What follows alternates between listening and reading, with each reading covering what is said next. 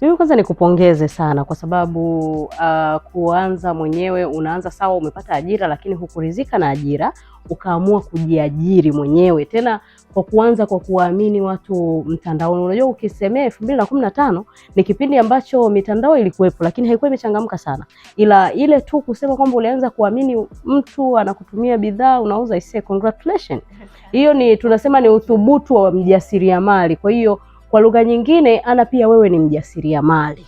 Tena mjasiriamali haswa mwenye usubutu. Kitu ambacho naona pia ni mtihani kwa vijana wengi sasa hivi.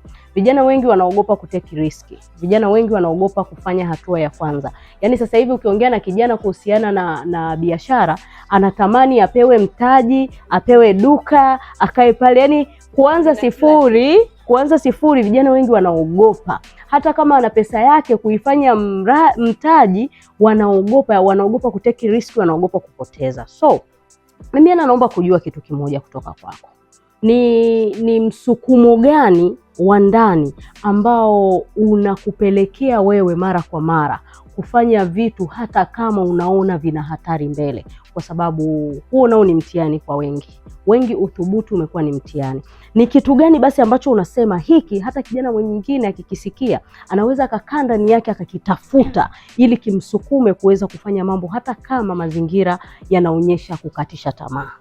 Kuna kitu kinaitwa financial freedom ama financial confidence. Sisi hata Honest Finance and Business Consultants, slogan yetu inasema creating financial confidence. Okay. Yes. Mimi napenda financial freedom na napenda pia financial confidence. Kwamba kuna ule ujasiri unaopata ukiwa unatumia pesa yako. Ndio.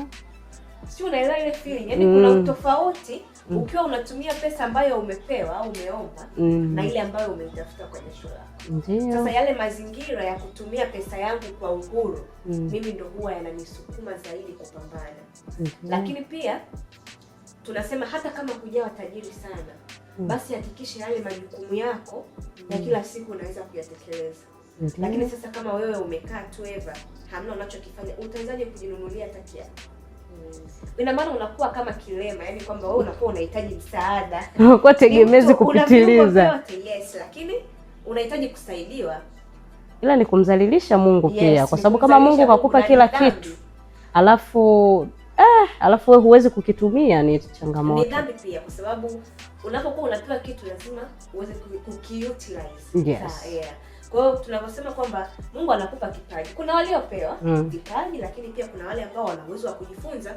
Kwamba naweza nikasema naingia, kuna vyuo vingi sasa hivi. Kuna vyuo vya urembo, kuna vyuo vya magari, vyuo vya garage, vyuo vya content creation, vipo videos, vyuo vya vitu vingi sana vipo. Ndio. Of which ni mtu tu kufanya maamuzi ya kwamba nikajifunze hiki niweze kufanya 1 2 3. Kwa mimi kiukweli msukumo wangu mkubwa umetokana na kwamba napenda kuwa na uhuru wa kipato. Na pia napenda ninapokuwa nina pesa niitumie kwa amani na kwa uhuru. Lakini pia hata umekutana na ombaomba barabarani, walau hata una shilingi 1000 ambayo umeifanyia kazi, ukitoa ile, saa zingine sadaka sio lazima ukatoe fungu la 10 kanisani au upeleke msikitini. Unaweza kuwapa wahitaji wa kile ambacho wewe umefanyaje, umekitengeneza kwa kazi. Ila Mungu anaipokea, tena anaipokea vizuri sana. Wow. Yeah. Kwa mimi napenda kwamba nione natumia pesa ambayo nimeitolea jasho. Hata mtu anakupa inakuwa ni extra, lakini usiishi kwa kutegemea mtu mwingine kukupa. Yeah.